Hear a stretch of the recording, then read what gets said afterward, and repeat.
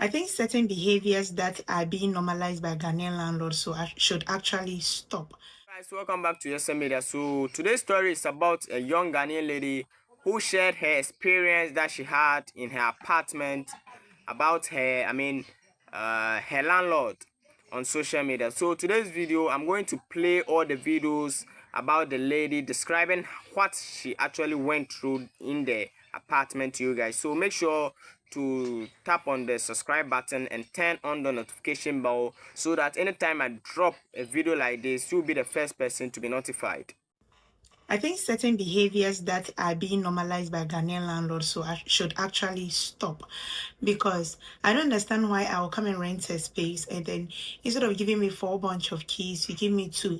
And I question you on why you are giving me 2 keys out of the 4, and you are making it known to me that, oh, fear, no, that is your rule. You give me 2 keys and then the other 2, you keep it in case my Ira key now, then you can use that to replace it. But the question is, I know that I'm a renty baby and then I'm moving out. Anything that I've damaged during my time, I'm supposed to replace it. It includes the lock. So why are you giving me 2 keys? This didn't sit well with me, okay? But I actually needed to move out of wherever I was urgently, so I decided to take the space. And there was one funny rhythm about the space, that we're like 17 tenants in the house and almost all of us are single. And I don't know why. All of us are single, and it's like just 3 boys, and most of the time 3 boys nobody, and then one pam will be or one pam will be. It got to a point where one of the guys made a statement to me saying he wants to be my friend, but because of the landlord he cannot be my friend, because they were warned when they came that none of them can befriend any of the girls on the compound. It didn't sit right with me. However, me, I don't do friendship. Talk less of even talking to people in my house, which I think is a bad idea one way or the other. This one time, I came back from work and then I was going. Then one of the girls stopped me and she was like, "Oh, please, I don't know your name, but I've come to realize that the landlord has been entering your room when you are absent." And I'm like, "Entering my room?" Said yes. It hasn't been the first, second, or third, so I should be vigilant. I said okay. So I put a camera. I saw the camera on top of my fridge. It looks like a cap. So I placed the camera there. There was just one time I was at work and then I got a notification that somebody has entered. So I checked the camera and it was the landlord. He went straight into, it's a hall and chamber. He went straight into my bedroom. I did not understand what he went to do there. So the second day, I decided to get an extra camera and put in my bedroom as well. I got a notification again, and then he entered the room, and to my surprise, this man goes into my room, search through my things, pick my undies, and sniffs them. It wasn't a joke, and it wasn't funny.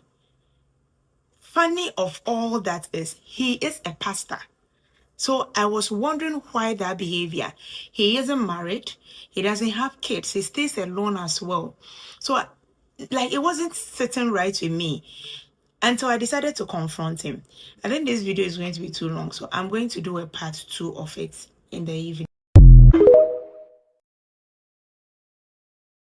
So I decided to confront him, okay? Please, prior to this, when I came and he gave me the 2 keys, I thought it wasn't sitting right with me. So I told my boyfriend that I wanted to change the locks. I got a carpenter and everything. And then this man was like, he has sanctified his house, so we cannot let anybody change the locks or anything. No one touches anything in that place. You cannot even do wallpaper on the wall. He said he had a solid reason why everywhere is white. We cannot do anything. And if you are having any issue with plumbing work, your cabinet, he has his own carpenter that will come and fix it for you. Nobody from outside can come and do it. Okay. So I decided to confront him. And then, just like me going all the way to the top by myself, I decided to catch the lady who informed me about the whole thing earlier. So I went to confront this lady, and I went to the lady and I was like, "Oh, I have video evidences of the man entering my room, and this is what he's doing." I showed her everything, and the lady was like, "Hey, she too, she's having like a similar issue which is causing her relationship currently. This is the reason why she has decided to like help me so that I can help her out. So she was like, she wants to also gather enough evidence as well so that we can all go. There's another lady who has been sneaking into her room to also come and gist her about the whole incident, because the man says nobody can be friends. Apparently, he would tarnish your image to everyone. When you are fresh, he will call a meeting without you in it, and then he's going to tell the people you were a witch, you are like this, you are like that. Yes, and he will try to find ways and means to prove it to them that actually you are a witch. And if you're a stubborn person like me, oh, you'll be a queen mother. So everybody is going to be like, oh, you are a witch. Okay, then they will avoid you. So we don't talk to each other. Though we are Gen Zs, no, we don't talk to each other. No problem. So I told her that I would wait, because I went to tell her the thing on Thursday. I think Thursday, yes. So I told her I am going to wait for her so that Sunday, Friday evening, made 1 a.m. Then my phone started buzzing. I picked the call because the call kept coming through. Then like I took my phone and then I put the phone on loudspeaker, and then I heard, Vera, I need to pray for you. And I was like, please, who is this? Then he said, this is Pastor M. His name is M. I'm not going to mention it. He said, I want to pray for you. And I was like, by this time, okay, what is the problem? He said he has had a revelation about me and I've had an accident and he wants to pray for me. And I'm saying, okay, I'm on the phone. He said, no, I should come to the top because he's also about to have his midnight prayers and it works better. And I'm like, no, I am not coming to the top. Just pray for me on phone. Then he said, okay, then there's no need spoiling my sleep. He would rather just pray for me without having to. And I said, so if you can pray for me, why then do you have to call me? He said he wanted me to come and intercede for myself. I was like, no, I am not coming. So I hung the call up and I went back to bed. So I gathered that as the second evidence of whatever I had. So I went back to the lady in the morning and I told her, that was on Friday, and how do you call it, Saturday. I told her that this is what has happened again. That was when the lady also came up with some screenshots from the third lady, okay? And in the chat, the third lady, it was like, Onene, I have something to do. And the man has promised her free rent. Apparently, he sleeps with the girls and then tell them you will give them free rent for the next year when they are in. So right now, he's like, the girl has gotten pregnant and is threatening the girl to abort it. Either than that, he's going to like cast her out and a lot of things. So the girl feel like she hasn't been treated properly, and her boyfriend too has found out and they've broken up. Adani Bebre issue. So the lady was like, this is another evidence from the other person so that we can go and accuse him. We can go and report him. Then the third lady was like, okay, so she was in her room and then the man entered. So Otisa gas sent early, and since we are girls, he's coming to double check on it. Now, Uncle will fix it, Amano. And I'm so really, and I'll say yes. So she like videoed it with her phone when she realized that it was the man that was entering. So when the man entered, no, or checking in gas name, and then the man was like, hey, why do you always wear these nika things in the house, and spanked her? And she was like, oh, daddy, why? I was like, no, akwalaya idea was so what no.